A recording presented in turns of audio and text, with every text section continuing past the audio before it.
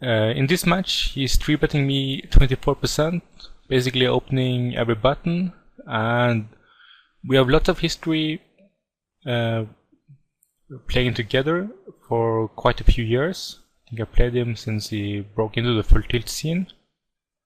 And as you can see, in this hand we are basically 350 big blind deep, and I opt to 3-bet a very premium hand, King King 9-9 single suited.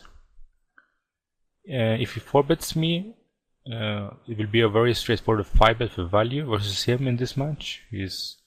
With these stacks, he's 4-betting quite a bit, quite wide, lots of hands to dominate, and not even only like really good double suited runners and stuff, but I think he just 4-bets some hands out of principle because of stacks and everything, and I'm not saying it's bad or anything. Going to the flop, it's a very interesting spot because I flop a top set with second flush blocker, and even at this step, I think my only issue here is to try to get him to spaz as much as possible and try to bloat the pot while making room for him to maneuver. We have quite a bit of history in all these either or boards, and when I say that, I'm thinking boards where you either have the nuts or nothing, or it's very easy to represent something like a try nut straight, nut flush, full house, stuff like that, unpaired, or trips are better though. So I'm c-betting quite a bit as 3-better. Obviously want to balance it with such a strong hand, and he makes quite common raise. He will do it quite a bit of range, but I'm unsure if he actually will do it with all flushes of value. I think he might have more nutty and very good flushes and airy hands with these stacks. It's a bit itchy if he gets in everything, or he has to try to induce me with a dry ace bluff.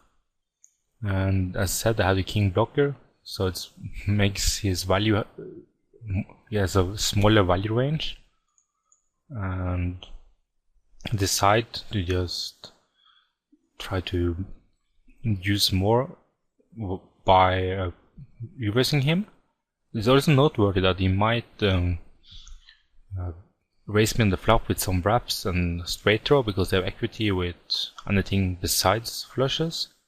So there is actually some value in protecting my hand, but this is basically to use your history to my advantage and try to get him to spaz with idly the not hard ace, but also a lesser set. He's obviously, or when he's opening almost all his button and calling all 3-bet, he still has all sets in his range, and he might have some 2-pair set hands with a medium flush that he's like merging with and hoping I'm rebluffing. So actually